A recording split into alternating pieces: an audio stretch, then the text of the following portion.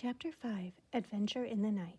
When Ralph had mastered riding the motorcycle on the threadbare carpet, he went bumping over the roses on the less worn parts under the dresser and the bedside table. This was fun, too. "Hey," whispered the boy, "come on out where I can see you." Ralph shot out into the moonlight, where he stopped, sitting jauntily on the motorcycle with one foot resting on the floor. "Say," he said, "how about letting me take her out in the hall? Just for a little spin to see how fast she'll go." "Promise you'll bring it back?" answered Keith. "Scout's honor," answered Ralph, who had picked up many expressions from children who had stayed in 215. "Okay, I'll tell you what," said Keith. "You can use it at night, and I'll use it in the daytime. I'll leave the door open an inch so you can get in. That way you can ride it up and down the hall at night." "Can I really?" This was more than Ralph had hoped for. "Where do you want me to park it when I come in?" he asked. "Some place where the maid won't step on it," answered the boy. "That's easy, under the bed. She practically never cleans under the bed." "Yes, I know," agreed Keith. "I looked. There are lots of dust mites back there." Dust mice. Dust mice back there. "Please," Ralph was pained. "Oh, sorry," said the boy. "That's what my mother calls a bunch of dusty fluff under my bed." "My mother doesn't," said Ralph. "Now, how about opening the door?" The boy put his hand on the doorknob. "You won't let anything happen to my motorcycle, will you?" he asked. "You know I wouldn't let anything happen to a beauty like this," said Ralph. "See that you don't, and don't stay out too late." The boy opened the door and permitted Ralph to put out into the dim light of the hall. Ralph had a scary feeling he was on the threshold of adventure. There were no beds or chairs for him to dart under in case of danger. The floor creaked. Someone was snoring in room 214 across the hall. Outside in the pines, an owl hooted, sending prickles up Ralph's spine. Ralph controlled the trembling of his paws while he hesitated outside the door to consider the possibilities of the hall, which was carpeted down the center, leaving two smooth highways of bare floor on either side along the baseboards. It did not take Ralph long to decide what to do. He picked up his tail, took a deep breath, bent low over the handlebars, flattened his ears, and sped down the straightway as fast as the motorcycle would go. He could feel his whiskers swept back by the force of his speed. It was glorious. Ralph had never ventured so far from home before. The old wooden hotel, cooling in the night air, snapped and creaked. But Ralph was brave. He was riding a motorcycle. He passed room 213, ran out of breath, and let a momentum carry him past another noisy snorer in room 211, on down the hall to the elevator, the mysterious elevator that carried people to that wonderful place Ralph had heard so much about, the ground floor. When Ralph came to the stairs, he stopped to look down, knowing it was impossible to ride a motorcycle downstairs, and at the same time wishing he could see for himself the wonders that lay below. He sniffed the air, and it seemed to him that he could smell the strange foods he had heard about: cinnamon buns with sticky frosting, turkey stuffing, and pancakes with maple syrup.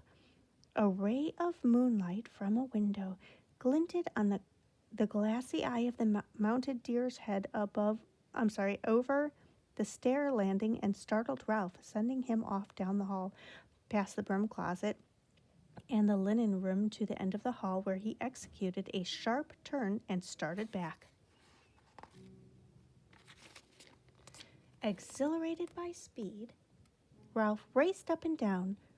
Once, when he heard some people getting out of the elevator, he had to duck behind the curtain of the window at the end of the hall. Toward midnight, he passed his Aunt Sissy scurrying along the baseboard. He waved and nearly lost control of the motorcycle. Aunt Sissy stopped to stare while Ralph rode on, feeling pleased with himself.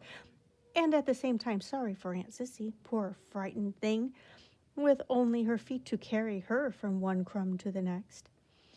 Up and down the hall raced Ralph until, after an especially noisy burst of speed outside room 211, he was startled to hear a dog bark inside the room. Now it was Ralph's turn to be frightened. Uh-oh, he thought, I'd better be careful. If there was one thing Ralph disliked, it was people who traveled with dogs. Dogs always sniffed around where they had no business sniffing. Once, a dog had even barked into the mouse hole in room 215. It was days before Ralph's mother got over that. Ralph heard someone moving around inside room 211, and looking back over his shoulder, he saw the door open and a tousled man in a bathrobe and slippers appear, carrying a little terrier. The man looked cross and sleepy, and he started down the hall toward the elevator with his dog. He was walking straight toward Ralph. Realized that he was taking a chance. Ralph speeded up the motorcycle. If he turned and headed back to room 215, he would have to pass the man.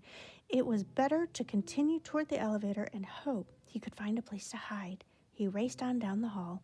The wild barks of the little terrier told Ralph that he had been seen by the dog, if not by the man. Shut up, muttered the man to his dog. I'm going to walk you. You don't have to wake up the whole hotel. Ralph reached the elevator, where he drove around behind the ashtray on the stand beside the door. He stopped and waited, tense and frightened. Outside, an owl hooted, was silent, and hooted again. A sudden breeze rattled windows and banged a door. Ralph's teeth began to chatter. The dog whimpered, but the man walked straight past Ralph, pushed a button, and in a moment stepped into the elevator. Whew, thought Ralph when the elevator door had closed on the sleepy man and his noisy dog. Maybe he had better lie low for a while. In a few minutes, the elevator returned to the second floor. As the man stepped out, the little dog looked over his shoulder and spied Ralph parked behind the ashtray stand. Because the dog was captive and he was free, Ralph could not resist sticking out his tongue and waggling his paws in his ears, a gesture he had learned from children in room 215, and one he knew was sure to arouse anger. Let me at him, barked the little terrier. Cut it out, grumbled the man, fumbling for the doorknob of room 211, while Ralph, a daredevil now, rode in a giddy circle around the ashtray stand. He had a feeling of cockiness he had never known before. Who said mice were timid? Ha! When the morning song of birds in the pines grew louder and the snores of the guests and dawn slipped through the window at the end of the hall, Ralph knew it was time to return to room 215. There he was shocked to discover the door was shut. Uh-oh. Only then did he recall the draft in the night and the slam of a door.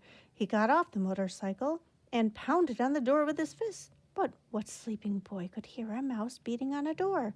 Ralph knew from experience that he could flatten himself out and crawl under the door of room 215, but there was no way he could get the motorcycle through that crack, not even by laying it on its side and pushing. The handlebars were too wide. Ralph dismounted from the motorcycle, sat down, and leaned back against the baseboard, prepared to guard the motorcycle until Keith awoke and discovered the door blown shut. He was tired after a night of such great excitement and full of dreams. Now he had seen the hall. He could no longer be satisfied with room 215. It was not enough. He longed to see the rest of the world, the dining room and the kitchen and the storeroom and the garbage cans out back. He wanted to see the game room where he had been told grown-up people play games with cards and balls and paddles. He wanted to go outside and brave the owls to hunt for seeds. Ralph, a growing mouse who needed his rest, dozed off against the baseboard beside the motorcycle. After the experiences of this night, he would never be the same mouse again. The next thing Ralph knew, Matt, the bellboy, was standing over him. Aren't you out pretty late? Matt asked, causing Ralph to jump to his feet even though he was not entirely awake. You should have been in bed long ago, but I suppose you were out till all hours speeding around on that motorcycle. Ralph had seen Matt many times, but this was the first time the old Matt had spoken to him. He was astonished to discover they spoke the same language. Even so, Ralph stood in front of the motorcycle. Anyone who tried to take it away from him would have to fight Ralph first. Nice little machine you got there, remarked Matt. Kind of wish I was young enough to ride one myself. Must be fun, speeding along, making all that noise. Ralph realized that Matt was a friend. Say, he began, how about helping a little fellow out? Oh, I added the little in there. How about helping a fellow out? Sure, agreed Matt. What can I do for you? Open that door a crack, just enough, so I can ride through. I promised the boy I would park his motorcycle under the bed. Good place, said Matt. The maid never cleans there. She can help it. Very quietly, he turned the knob and opened the door just enough for Ralph to ride inside. Ralph bumped up over the edge of the carpet, swung out around the wastebasket and beside the bed, and was about to drive under the bed when... Eek! Screamed the boy's mother, who was standing in the door between 2:15 and 2:16 in her bathrobe with her hair up on rollers. A mouse! Ralph put a burst of speed and shot under the bed. Where? Asked the boy's father, coming into room 216. Under the bed! I'll look, Mom, said the boy, jumping up out of bed. Ooh. Keith's face appeared under the lifted edge of the bedspread where Ralph sat trembling on the motorcycle. The boy held out his hand and beckoned. Ralph understood. Keith dismounted and ran up the boy's arm inside the sleeve of his pajamas and came to the crook of his elbow. There you go. There he waited, shivering to see what would happen next. Down at the end of the sleeve, he could see the boy's fingers close around the motorcycle.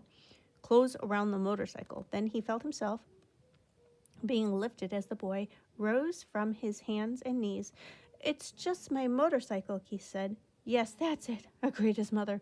The door opened and the mouse rode in. The boy's father began to laugh. You're still dreaming.